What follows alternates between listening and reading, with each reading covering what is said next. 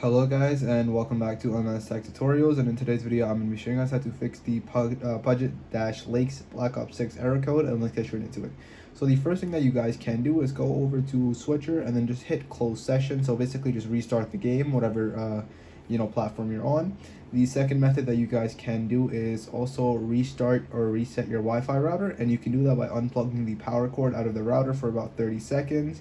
After you wait 30 seconds, go ahead and plug it back in, check to see if that fixes the issue. I recommend that once you do reset your Wi-Fi router, go ahead and also restart your PlayStation or whatever console you're on as well, and you can also check to see if that fixes the issue. The third method that you guys can do is go over to settings, go over to network, and then what you want to basically do is that you want to test your internet connection and view PlayStation network status, make sure everything is good, and if everything is good, like if it's all green, then you should be good to go. And yeah, that is it for the video. Thank you guys for watching. Make sure to give it a thumbs up, subscribe to the channel, and have a great day.